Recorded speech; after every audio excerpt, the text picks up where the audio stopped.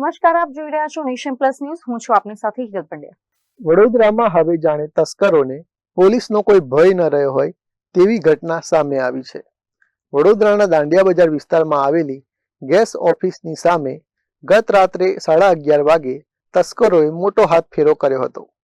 તસ્કરોએ underground નાખવામાં આવેલી BSNL કંપનીના કોપર વાયર ચોરવા માટે આખો ફૂટપાથ ખોદી નાખ્યો હતો.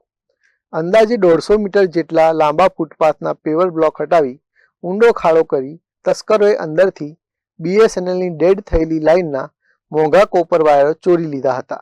મારું ઉપર મકાન છે, બીજા માળે. લગભગ રાત્રે 11:15 વાગે મને ગાડીનો અવાજ આવ્યો, ટેમ્પોનો, 4 વ્હીલર. તો કયા લોકો આવ્યા છે, સાથે નાના છોકરાઓ, લેડીઝ, આ બધું પ્રહાર લઈને આવ્યા હતા. બધું કામ ચાલુ કર્યું એમને. એટલે બધું ખોલી નાખ્યું હતું. આ બધા પત્રકાર હતા આ લોકોને અંદરથી.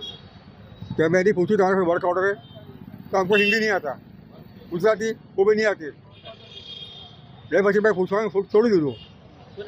વડોદરા ચેતન દિલીવારે હું ઉપર રહું છું, બીજા માળે રહું છું. એટલે અમને ત્રાસ પડ્યો એટલે અમે પૂછવું પડશે ને કે કોણ આવે છે, ક્યાંથી આવે છે, તમે વર્ક ઓર્ડર આપ્યો છે, તમે કામ કરો ને યાર. અંદાજિત 2 દિવસ પહેલાં આગળનો જે વિસ્તાર છે સયાજી રેડિયો હાઉસનો, ત્યાં પેવ બ્લોક કરી ખોદીને કુછ કામગીરી કરી હોય તેમ જાણમાં આવેલું. પરંતુ આ ચોમાસાની ઋતુ હોય તેથી હાલમાં અમે કોઈપણ OFC કેબલને પરમિશન ના આપતા ઇમરજન્સી કામ સિવાય. તેથી તમામ એજન્સીઓની પૂછપરછ કરતાં તેઓ દ્વારા જણાવ્યું કે અમે કોઈપણ પ્રકારની કામગીરી હાથ ધરી નથી, ના તો VGL, ના તો BSNL, ના MGVCL, ના તો કોઈપણ OFC વાળા.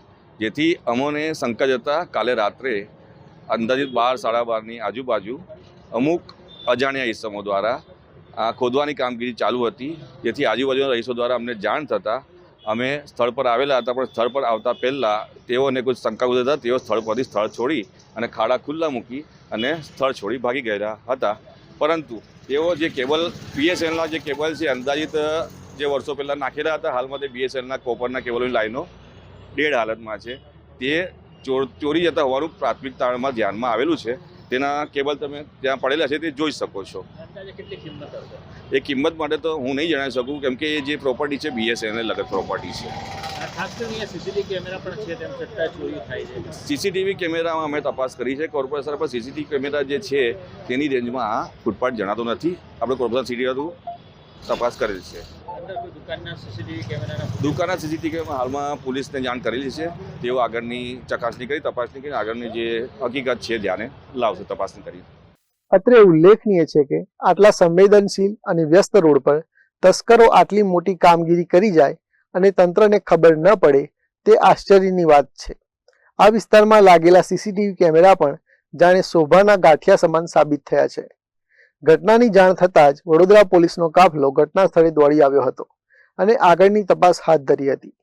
ત્યારે વડોદરા પોલીસ આ શાતિર તસ્કરોને ક્યારે જેલના સળિયા પાછળ ધકેલે છે એ હવે જોવાનું રહ્યું.